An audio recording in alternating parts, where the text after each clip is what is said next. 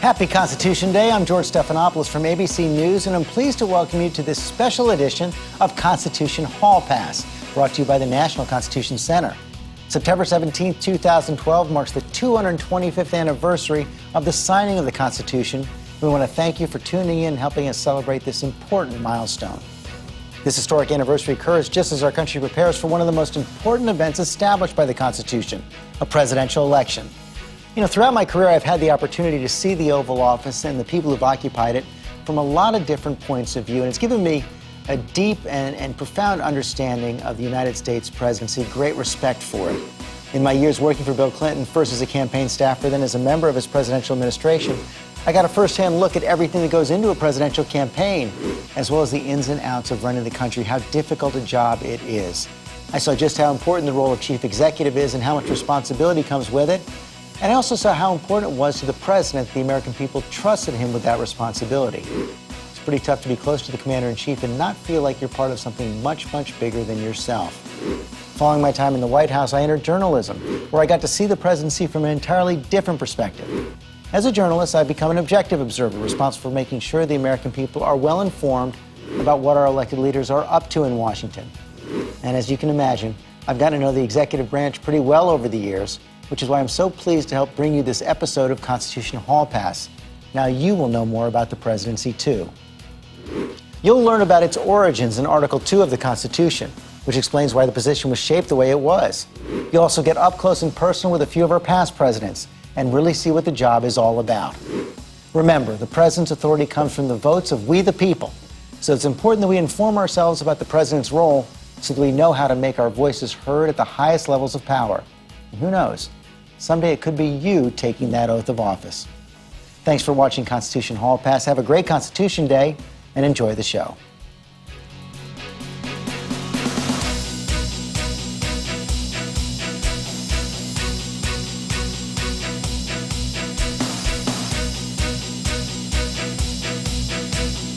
Happy Constitution Day! I'm Mark Harris from the National Constitution Center in Philadelphia. Welcome to Constitution Hall Pass. Today's a huge day in our nation's history. It's the Constitution's 225th birthday. On September 17, 1787, the delegates to the Philadelphia Convention signed their names to the document that became the supreme law of our land, the Constitution.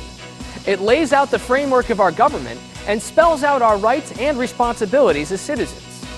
For 225 years, the Constitution has defined what it means to be an American.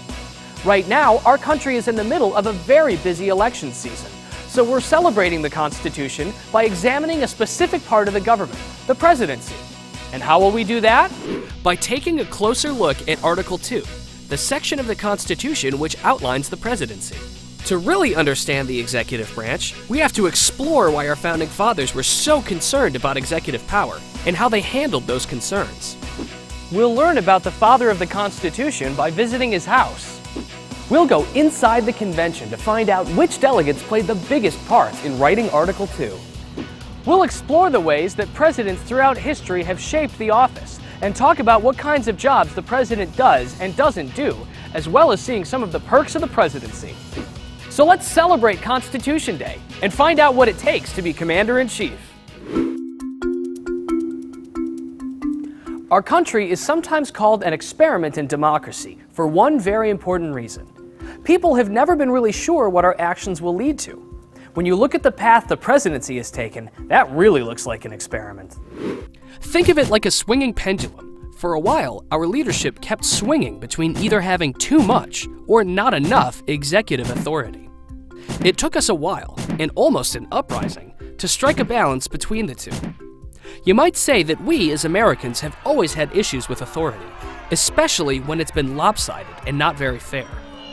To really understand how and why the Founding Fathers shaped the presidency the way they did in the Constitution, we've got to look back, way back, even to before we were Americans.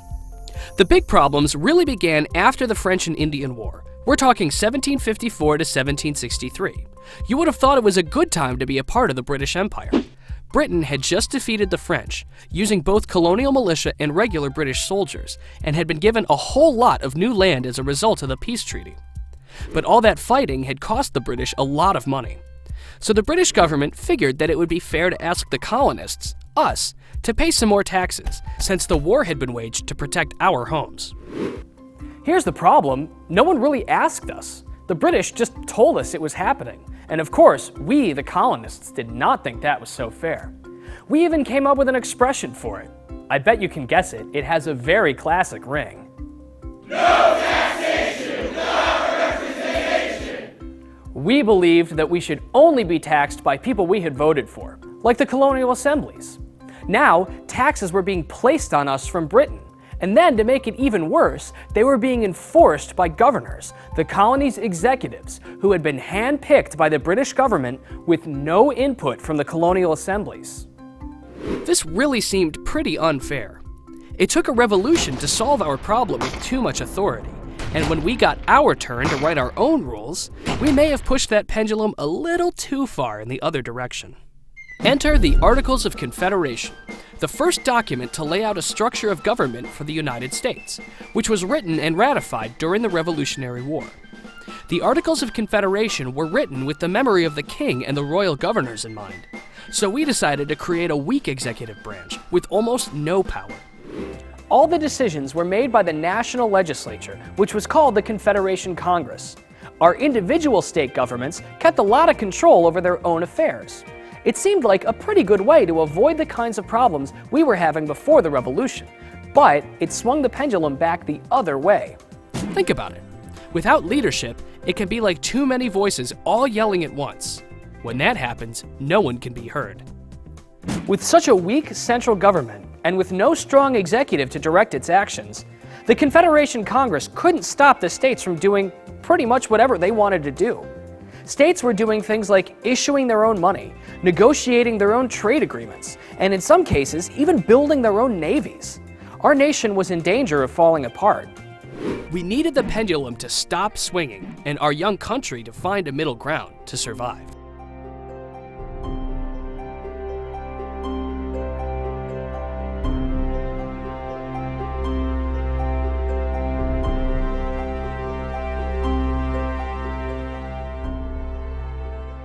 Welcome to Montpelier, James Madison's country estate in beautiful Virginia.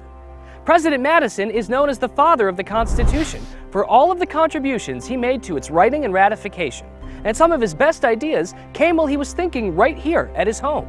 So let's look at those ideas and see how Madison helped slow that pendulum down. The year was 1787. Our country was struggling with the weaknesses of the Articles of Confederation. To fix things, they called a convention to be held in Philadelphia. Madison, who was on the invite list, could see firsthand how tough it was for the government to get anything done without a strong executive. As a member of the Confederation Congress, he knew this weakened the young country. So before he even left for Philadelphia, Madison did his homework here at Montpelier. He spent time brainstorming ideas for a new system of government.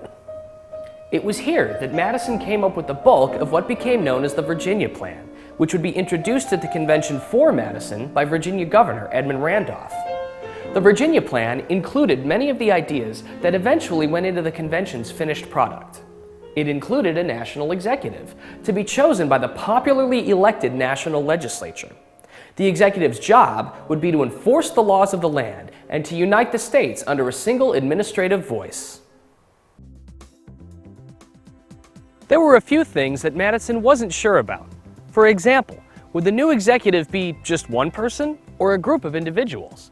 But what he did know was that the young country needed a strong executive power, a person or group of people that could keep the states in line and keep the national government on track. He took his experiences with the Confederation Congress and his dedication to the ideals of unity, and he turned them into a plan for saving the young nation and protecting the freedoms which we had won just a few years before. The ideas of the Virginia Plan came together in the mind of James Madison, and it happened right here. But the process of creating a new national government would take a lot more work than just laying out a plan for the convention to accept. If we're going to talk about the debates over the executive branch, the best place to do it is back in Philadelphia at the National Constitution Center with the delegates themselves.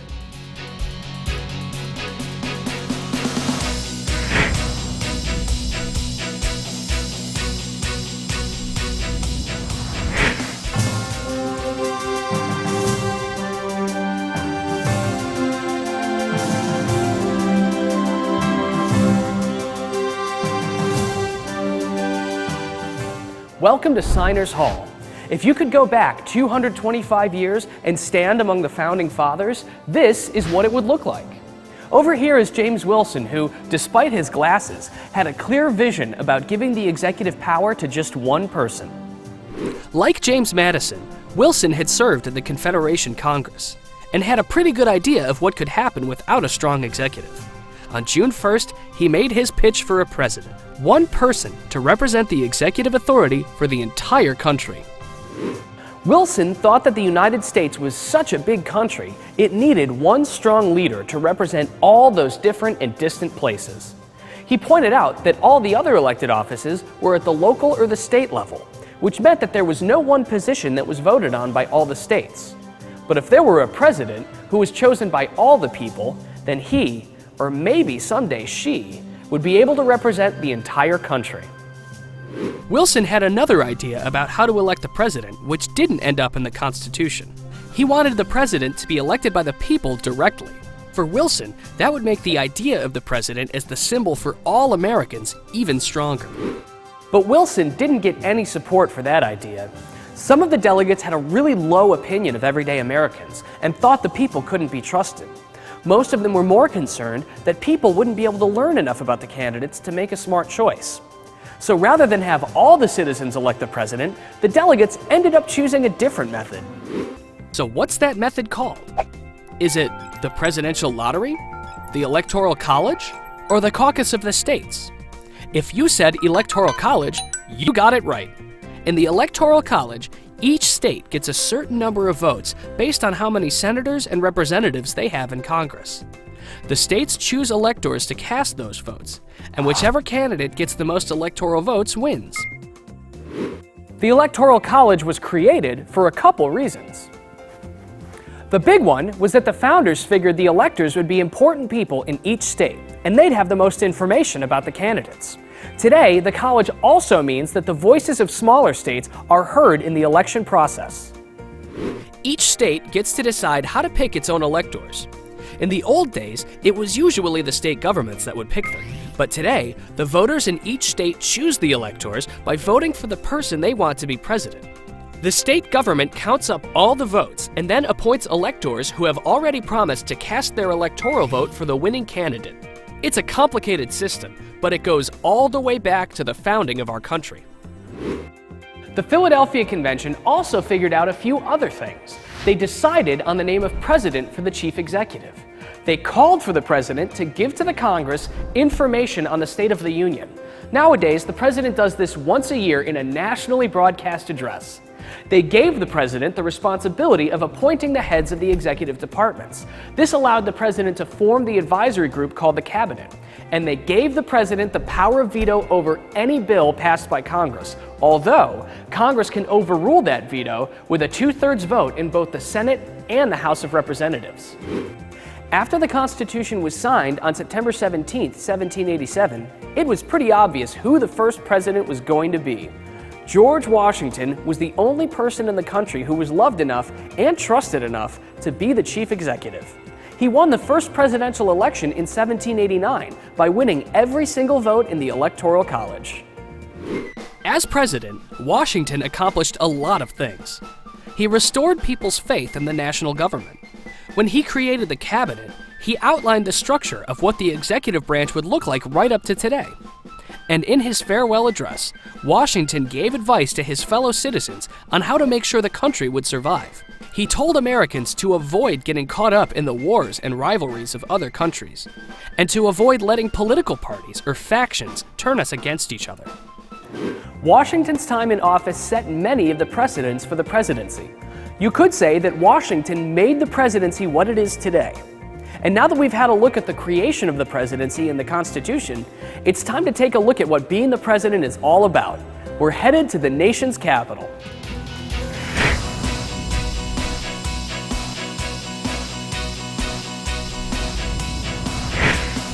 1600 Pennsylvania Avenue, the most famous address in Washington. The White House is the official residence of the President of the United States. Inside the White House is the Oval Office, the personal office of the President. The White House also has 35 bathrooms, 28 fireplaces, 3 elevators, 5 full-time chefs, a tennis court, a bowling alley, and a movie theater, just to name some of the fun stuff that's in there. So what's the presidency all about? Well, it starts over there on the west steps of the Capitol, where the newly elected president takes the oath of office. From there, the Constitution spells it out. Article 2 of the Constitution lays out the job description and duties of the president. The president is elected for a 4-year term. Anyone can run for president as long as they're at least 35 years old, a natural-born citizen, and a resident of the United States for at least 14 years.